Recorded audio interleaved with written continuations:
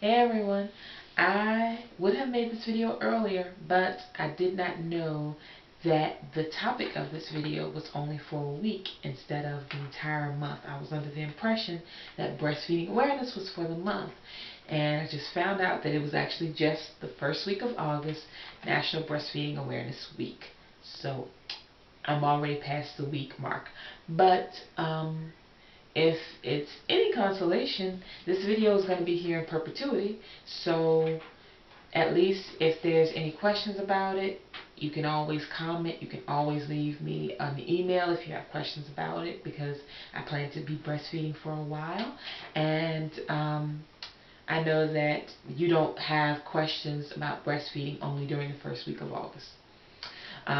People don't need to be aware of breastfeeding just during the first week of August. They need to be aware whenever it's appropriate. So I'll just give you a quick rundown of my experience with breastfeeding.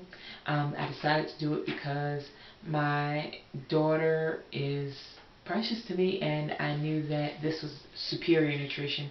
It was better than any kind of formula I could use. I did have a little bit of a problem producing enough milk, so I have used formula, and I do use formula still to supplement, but formula accounts for about maybe 25 to 30% of her daily diet, and by the time I go back to work, I do believe formula is going to be phased out completely. The reason that I'm going to be doing that is because I really want to keep her on the healthy track that she's on with breast milk. She definitely prefers breast milk. She prefers to nurse, so I enjoy nursing her.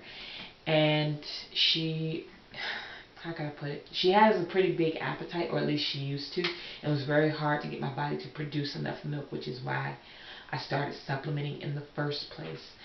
But now that I have a little more knowledge as far as how to make more breast milk, I should be fine. And for any ladies who are wondering, how do I make more milk? How do I make more milk? Get you some formula and keep it on standby. Keep it on standby. But because it'll be good just in case if your baby can't wait, you need to feed your child. But if you're trying to train your body to make more milk, you have to let the baby nurse even when there's no milk there. You have to just let them keep nursing, or pump. Even after you drain your boobs completely, pump some more.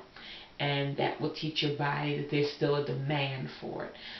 They have lots of other things that you can use as far as things to stimulate milk production through diet and that kind of thing.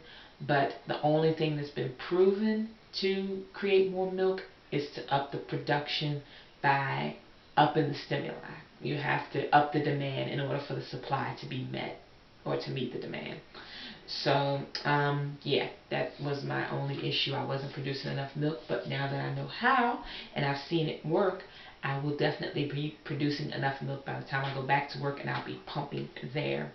Um, that was the only real problem I had, lack of milk, or not enough milk, and soreness, which experimenting with proper latch technique helped with that.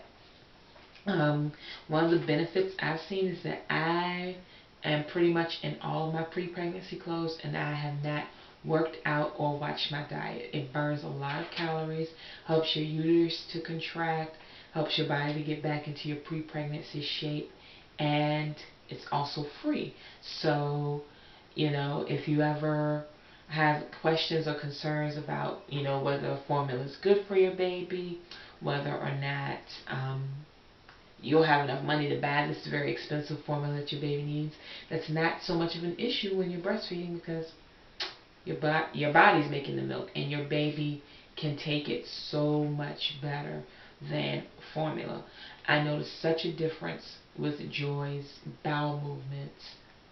I know, gross, right? But I do. I notice a difference with her BMs when she is more breast milk than bottle, because it's softer. She doesn't have problems with constipation like she does with formula, and it is not half as pungent. Like formula BMs smell horrible, but breastfed babies, it doesn't smell half as bad. So yeah, kudos for breast milk. I will probably do breast milk until she is anywhere in the range of a year to a year and a half. World Health Organization says go for 2 years, and I may. I know I will definitely be shooting for the 1 year mark.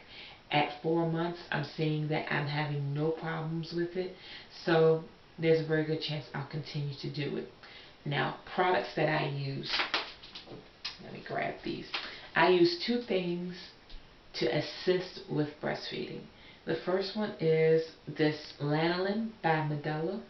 You can apply it right to your boobs, and it's completely safe for the baby to ingest. And let's see. Yeah, you just apply it, and the good thing is about Medela is that they have a hotline where you can call if you want information about breastfeeding. So if you got questions, you buy this, which this of course is a trial size, but you can get the big tube. More than likely your doctor, your obstetrician, or your actual pediatrician will probably be able to hook you up with some of these for free. But you can call that hotline, get more information, and I like that a whole lot. That helps a lot because you're going to have some dryness on the skin where the baby latches, normal.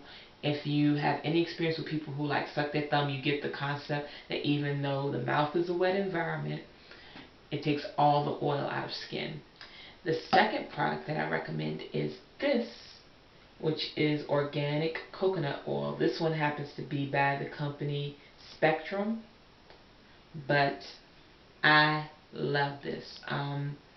I use this for two reasons. One, I use it all over as a moisturizer because it's probably one of the lightest oils you can buy. And it refrigerates well, which makes it easier for me. It refrigerates into a hard bar, so I just kind of rub it in my hands almost like a bar of soap to apply it to my skin, so I don't use a lot of oil. But the second reason why I like it so well is because it's antifungal. I think it's antifungal.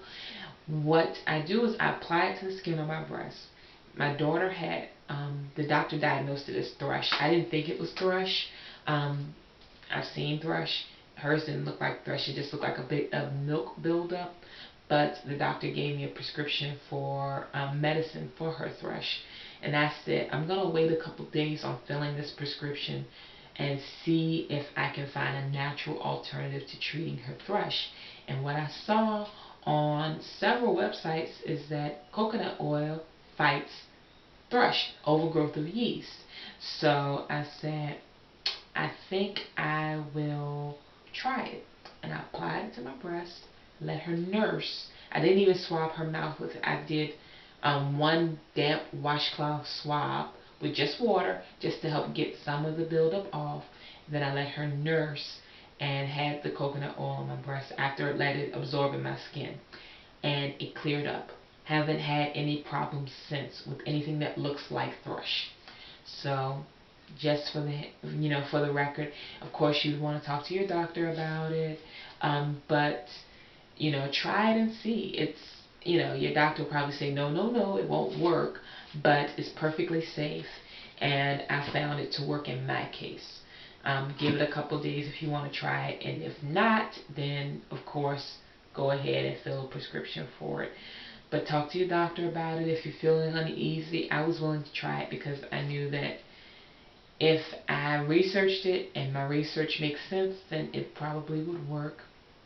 And it did. So that is all for my breastfeeding video. I'm not going to beat your heads in about it, but if I need to make a second video, I will, just to explain it a little bit more, anything that you had questions about. So I hope this helps someone, and give it a try. If you're a new mother, give it a try. It's free. It's best for baby. It helps you get your body back, and it's only uncomfortable for a little while. Once you get a good latch and once you understand how to feed your baby, it's a breeze. So I will talk to you all soon. See you all in the next video. Bye.